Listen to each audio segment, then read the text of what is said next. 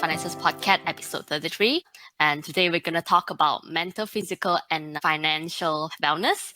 And it's a great honor to have Azran to be on the show today. Azran is the CEO of Naluri. Other than that, he's also a business builder, investor, and speaker, and also author. And let's welcome Azran to be on the show. Hi, Kat. Thank you for having me. Hi, Azran. Welcome to the show. Thank you. For the benefit of everyone, could you mind to briefly introduce yourself? Wow. Okay. Well, if there's one thing to describe the last 25 years of my professional career, it's been number one across multiple industries, from heavily regulated, capital-intensive industries like an airline, fast-moving technology space, and of course now in healthcare and digital health. I've made a lot of mistakes in that process. That's how I lose all my hair. But what keeps me going is to do things very differently than how it's always been done. Well, let's go straight to Naluri then. Could you Sure. please tell us what's Naluri and how it helps people, especially for mental, physical, and financial wellness, which is exactly our topic today. Okay, well, Naluri is a digital health application, which we launched in 2018. To set the context, there are three big problems that we see in healthcare that we wanted to try to help solve. The first, the traditional way of healthcare, which is consultation, whether you go see someone for advice, a consultation one-on-one, or even now with telemedicine, where you log in like we're having a conversation right now. Mm-hmm. The problem with that is a lot of real health conditions, whether it's chronic conditions like diabetes and heart diseases or cancer, or mental health with depression, anxiety, and stress, or transforming your personal finances, these can't be solved with a single consultation. You need a structured program over multiple months, i.e., right, to really make lasting change. And so we've got to rethink that model of just one-on-one consultation to a more programmatic approach. That's one. The second part, with a lot of traditional healthcare solutions or services, it's actually more activity-oriented rather than outcomes or results-oriented. And we wanted to be able to set the standard for quantifiable, clinically significant outcomes, right? So that means when people enroll in our program, we try to measure quantitatively their levels of mental health. We measure quantitatively their physical health, like weight and blood pressure and blood sugar and cholesterol. And over, say, a 4-month period, we want to measure that the end result. And so you can quantify the improvements made over a period of time. So we really want to bring results orientation to healthcare.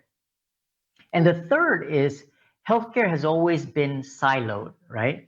You see specialists. If you go see a cardiologist, he or she's only going to talk to you about your heart. If you see a gastroenterologist, it's just about your gut. If you see a psychologist, it's about your mind and emotions. If you see a dietitian, it's about your food. But health is actually very interrelated, and it requires a more holistic approach to tackling it, right? And so what Naluri does is it says, not one person can help you.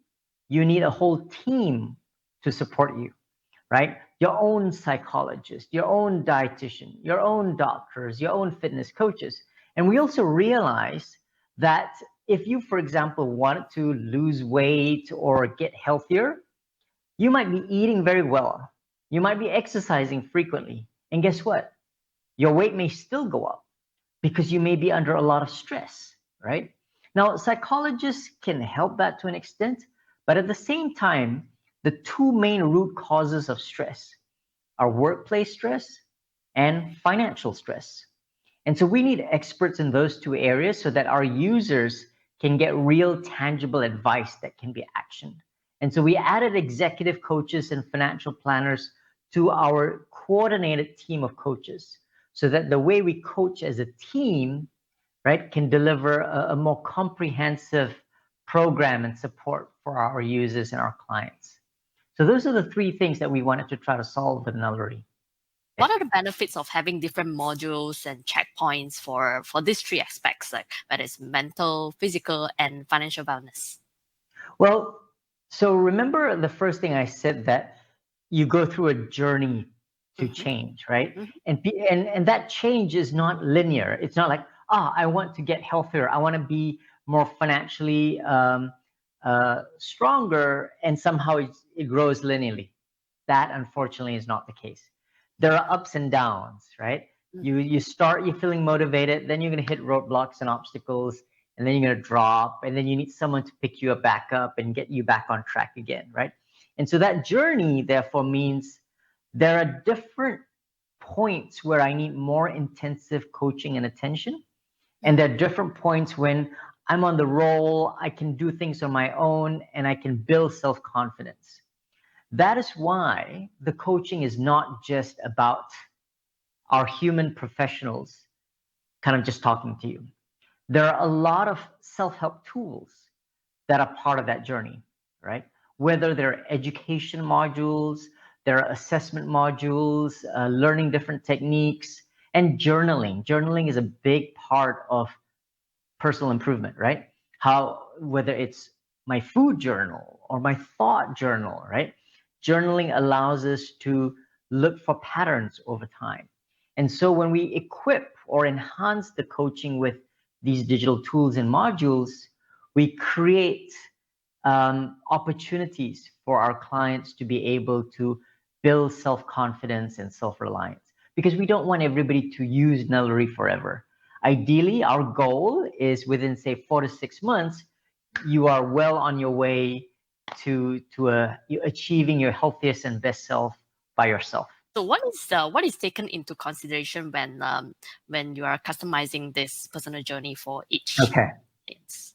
So one of the first things we start with is, why are you here? Different people have different objectives, right? It may be, look, my doctor says I'm overweight and I've got high blood pressure and my blood sugar is at diabetes levels. Or I'm really overwhelmed with stress, I'm not able to sleep, and I really can't cope with the pressures that I'm under, right? Or I'm okay, but I've hit a rut, I'm plateauing, I'm not able to achieve a higher level of performance, right? Whatever those goals are, that's a starting point. You need to understand people have different goals. The next part is, whatever your goals are, all of us have different motivations. And what we focus on at Naluri is your intrinsic motivation versus your extrinsic motivation. And extrinsic motivation is when you do something for someone else or for some other external measure. Whether it's like, well, my doctor told me I need to bring down my blood pressure, so I need to do something about that, right? Or my boss expects me to do this. Or I need to achieve 10,000 steps on my Fitbit, right? These are external metrics. External metrics, unfortunately, don't really last. After a week, a month, they're not the main reason why we stick and can become self-sustaining. But if we can define our own intrinsic motivations that relate to our identity and our values. For example, for some of our users, when we talk to them, they realize what's really important to them is their role as a parent to support for their children, right?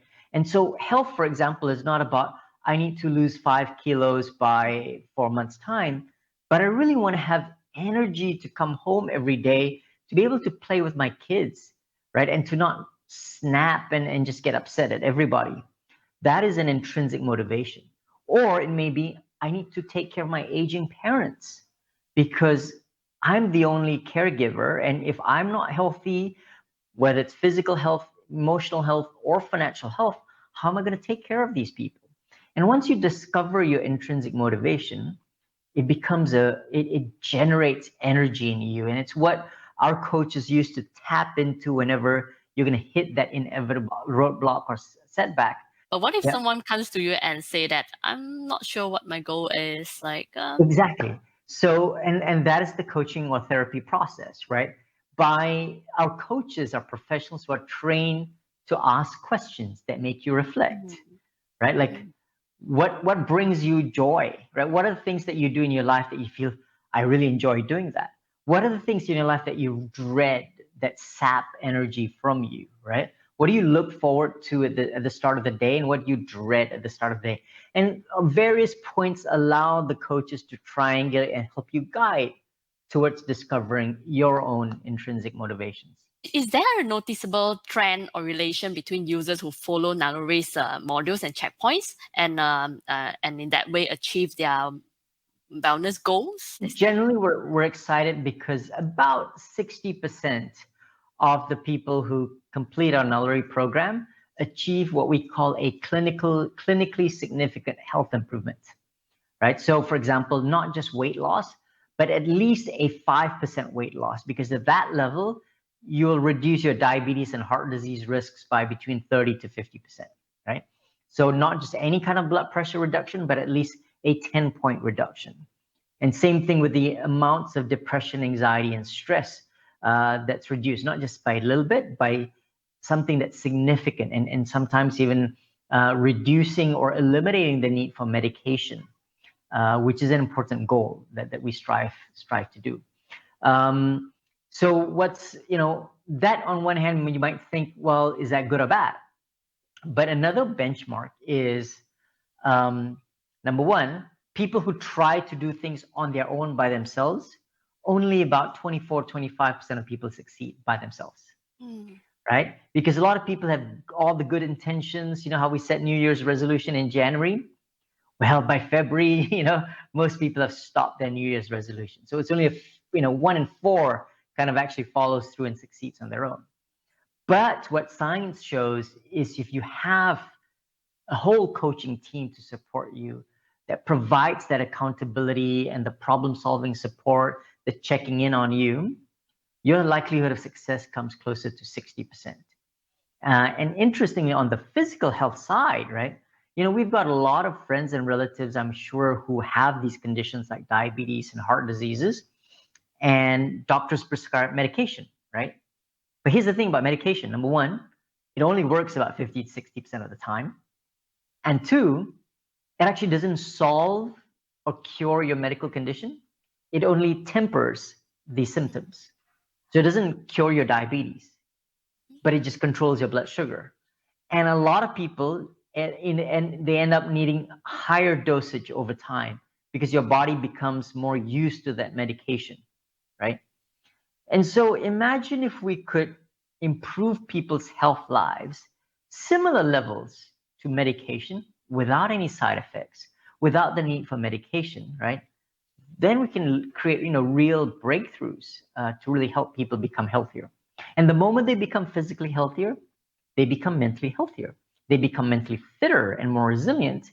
And of course, naturally, then they become more attuned to an action mode, which then helps to improve their financial health and well-being as well. The physical wellness, we know that we can measure your different readings to show that you are physically healthy. And for financial health, we can definitely have the checking or financial ratios or some ratios that just to show that this person is financially well. But what about mental wellness? Yeah, so that's what we do, right? We quantify it. There are a number of standard international tools that quantifies level of depression, anxiety, and stress through various, for example, 21 question surveys. But on top of that, professional psychologists, when they have conversations with you, they're actually assessing you, right? They're kind of calibrating your answers along kind of a spectrum of the intensity. Now, what I want to bring up here, though, is, people think of mental health as just like an illness or weakness. That's a bit like thinking of physical health as only diabetes and heart disease. But we understand positive physical health, right? We understand when someone has a lot of stamina and endurance, someone who can run very fast, someone who can lift big, heavy weights and become very flexible like a gymnast. But similarly with mental health, there's also mental fitness, right? It includes things like resilience, our ability to bounce back when we hit setbacks and obstacles, our ability to focus, our ability to look at things optimistically, our ability to look at things more curiously and not just come to quick judgments based on our past experiences, and our ability to connect with other people. These are very strong positive mental fitness attributes. And each of them have the equivalent of going to a gym. You know, if you want to get healthy, right? Mm-hmm. Now, I can assure you, you can watch all the videos about being healthy. You're not going to get healthy watching a video, right? Now, if you go to a gym by yourself, chances are you're not going to get healthy after the first day because you don't know what to do. After the first day, you're going to be so sore and tired. You're like, oh, that's not for me, right? But if you actually had a physical trainer who's trained to assess you and understand you and guide you through that process, you're more likely to succeed, right? There are a number of workouts, right? There are also a number of mental workouts that are they're able to build those mental muscles to teach us to become more resilient and curious and focused and optimistic. So it's like, is this exactly what Naluri is doing? Like giving this sort of a Absolutely. mental training? Exactly, right? Because of course, the more we can help people at an early stage, because if we can quantify early symptoms of stress, anxiety, and depression, it's a lot easier to treat that than when it becomes a real chronic medical condition.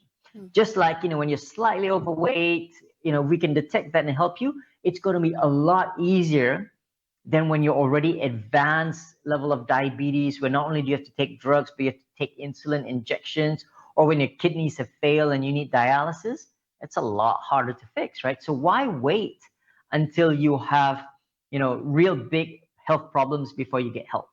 And I'm sure your listeners will be familiar, right, with the adage, don't wait until you're like 100,000 ringgit in debt before you get help, right? The best time to get help is when you're starting fresh and you've got no debt, so that you can plan and start off on the right footing. Yep, that's what they always say. Don't sit on your problems. Like if you just feel like something is not right, just sit on it. Don't sit on it, and just talk to someone. Talk to someone, right. professionals. Yeah, get some proper guidance. That's right. Right. That's very interesting. So, what's your favorite success story of a Naluri user who has managed mental or physical or financial wellness growth, or in all aspects? Wow, it's hard for me to choose It favorites. must Like, be. asking a parent, which one's your favorite child? But I know. we've You can had, name a few. well, so I'm not going to name names, right? But for example, we had, with some of our clients who are in industrial industries, right? Heavy machinery, where you have to take a physical exam, and if you fail your physical exam, you cannot work on the plant because you pose a risk, right? And so if you can't work, number one, you can imagine that that's a big financial setback, right? And it also relates to their identity as a person. And so when people are told you fail your medical exam and you can't work, that's a big blow to them. And in some of these cases, we've had someone lose 21 kilos in 4 months, to drop his blood sugar by 2 percentage points of the HbA1c, which is very, very significant, right? And to kind of become much more mentally resilient from that process. Like if I showed you their before and after picture, it's like a completely different person, right? And there are a number of similar situations. But at the same time also, for example, there's a 32-year-old woman who, is like in an everyday Malaysian working in a white collar professional role, where through our chat, one of the things we do is we try to quantify your state of emotion just based on the words that you type and the things that you do in our modules. And so we can gauge whether you're kind of like a average level of emotional intensity, or a big positive means like you're, highly ecstatic, to big negative meaning you're deep depression. And by tracking from that conversation, suddenly we saw her score drop to negative 0.8 very suddenly. And that triggered an alert, and our psychologist reached out to her and asked her, and said, let's talk. What's going on in your life right now? And she said, I'm glad you reached out. My husband's traveling a lot. I've got to take care of the kids by myself. The kids are sick. I'm under a lot of pressure at work. It's performance appraisal season. I can't control everything. I was thinking of ending my life. So she had expressed real suicide ideation. Now, suicide is real. By the way, in Malaysia and around the world, more people die from suicide than all of wars, murders, and terrorism combined. So we are killing ourselves much more than people are killing us. So it's a real problem. And most of the time, people are not reaching out, right? So traditional services that say, here's a helpline, call the helpline. Well, what we see is, for example, in an organization, barely 2 to 4% of people actually pick up the phone. Yet we know from our populations that between 30 to 50% have elevated levels of stress, anxiety, depression. So there's a big disconnect. And so what we try to do at Naluri is by closely monitoring them and looking at them more holistically, right? Their physical health, their mental health, their financial well-being, and developing quantitative scores, we can detect when people are going on a dip and therefore intervene at that right point. And because we've built a relationship with her over the last couple of months, talking about food, talking about exercise, she was more receptive when a familiar person reached out to her, right? And this is why I think it's a breakthrough in the way we provide support for mental health. We don't wait until someone is at the brink of collapse and then expect them to reach out for help. That's not going to work, right? Similarly, as you can imagine, right? If someone's on the brink of financial bankruptcy, do you think at that time they're going to say, I think I need a financial planner? Not likely, right? Even though they probably need one at that time really desperately, but they don't because it's just too overwhelming already. So the more we can get better at predicting it early on, and I'm sure we're by no means perfect, but we're 2 years in, and maybe by 4 years, 6 years, 8 years, we have more data points. Our algorithms can detect these patterns with higher degrees of precision. We're going to get better. We're going to learn and get better at predicting it early and intervening at the right point. Most of us, especially people working in this city, stressful life, busy life, we all have the same problem. We tend to overthink. We tend to try to do too many things at one time. I've got a startup that I'm building and I have to be responsible for. We've got now over 40 employees at Naluri. I sit on a few boards of companies that I have to oversee. I've got other investments that I'm making. I still compete in triathlons. That means I got to train a lot, right? I've got a family. So a lot of things. But if you have a structured method, you can do a lot of things. But you don't try to do the 5, 6 big things in your life on that same 1 hour. Does this structure plan comes in a schedule way of working? Well, in a way, yeah, right? I feel the most important app on my phone or on my laptop is Google Calendar. Because anything that I need done, I block a specific time.